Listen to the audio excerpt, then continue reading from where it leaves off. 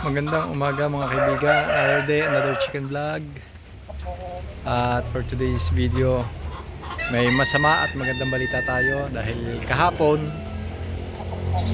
yung ating isang upgraded native na humahapon dito sa ating puno ng aratilis ay nagkamali ng pagbaba.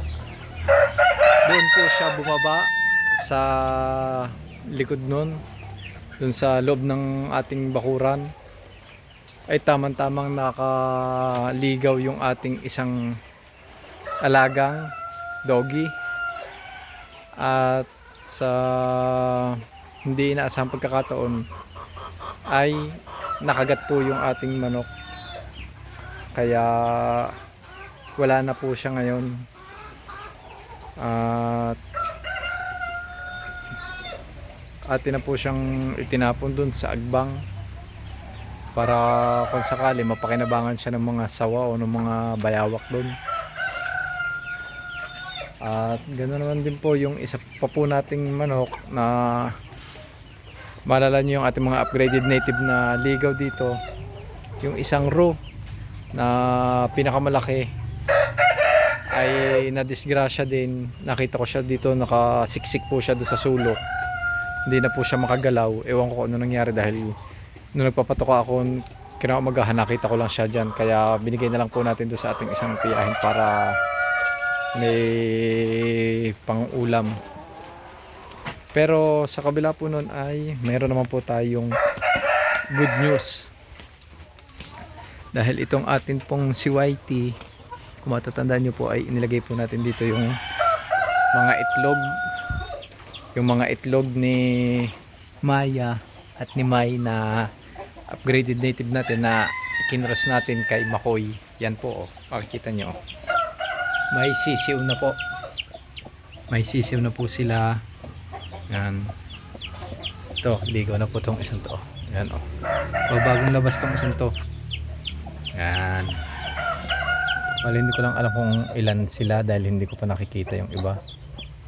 Ito baka matisgrasya to, hindi to mabubuhay. Yan. Dahil hindi pumasok yung ano niya eh. Hindi nakapasok yung bituka niya sa loob. Tapos payat siya. Hindi katulad nitong isang to. Ito kakulay pa naman sana to ni. Kakulay pa naman sana to ni Makoy, pero siguro ngayon o bukas mamamatay na rin yun dahil payat, parang disable. Ewan ko kung ano nangyari sa kanya. Bali dalawa. Whitey, ilan ang sisiw dyan? Bali dalawa pa lang yung napipisa, tatlo sana yun. Meron pang iba na hindi pa napipisa, so hintayin na lang po natin. Oh, ang ganda po nito, oh. Yan po ang ating magandang balita. Dahil kahapon pa lang po sila nagsimula ng kahapon ng gabi. So pa 18th day nila kahapon, pa 19th ngayon, 2 days pa. Yan. Ito naman yung si Max at yung ating tatlong pipay. Kung maalala nyo, isinama natin dito yung pipay na yon na laging binubuli. Pero ayos na po ngayon. Siya na po ngayon ang pinakamatakaw dito. Lagi na po siya nakakaubos ng patok. Kaya makita. Siya na po ay try na dito. Hindi na po siya tinutuka-tuka sa ano, sa ulo. Dahil nung una isinama natin, tinutuka-tuka po siya sa ulo. Dahil bago uli siyang sama dito sa kanyang mga kasamahan ng mga bully.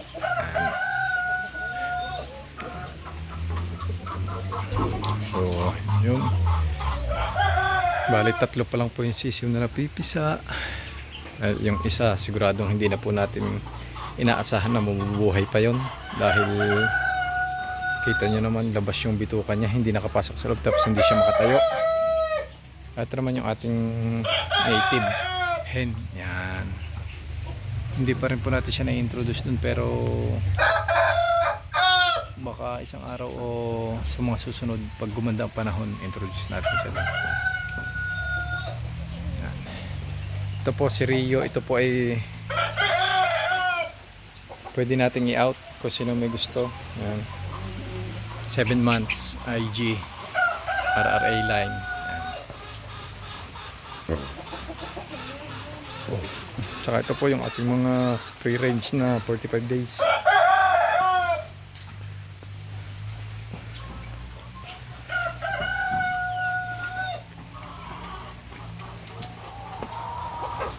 Ito naman yung ating mga Brahma chicks na 1 month old plus.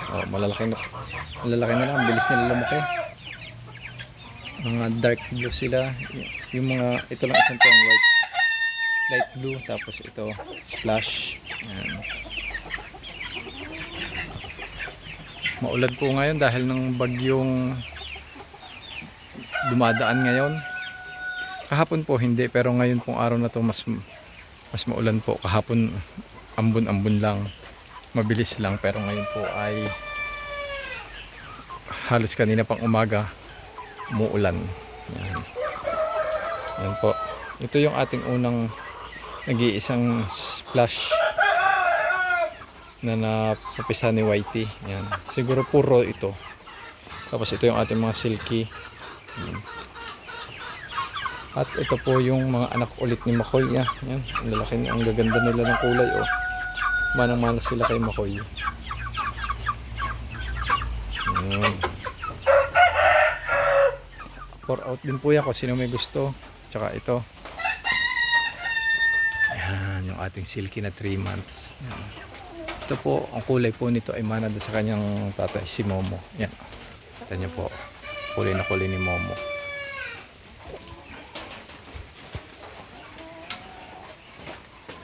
Ito po yung inahin ng mga sisiw natin pinapiti sa kay Whitey. Ito po. Yan. Ito po yung ating mga, hindi na po natin itong mga binibreed. Ito lang po ay ating pang display dito. Sila po matatagal na dito, napamahal na po sila sa atin, kaya hindi po natin sila ina-out.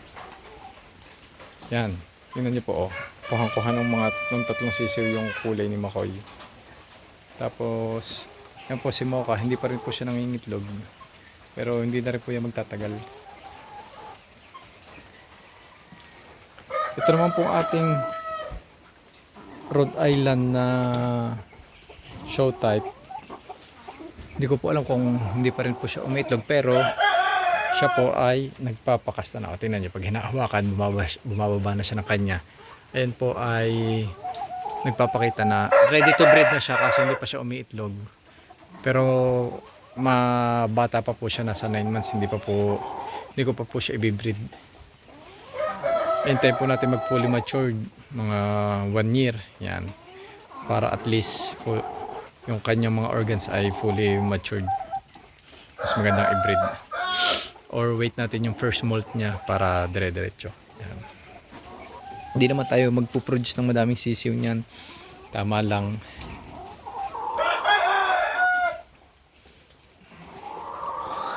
Ito, yan. Si Mimi at saka si Momo. Tingnan niyo po ang kulay ni Momo. Ang kulay ng isa niyang anak.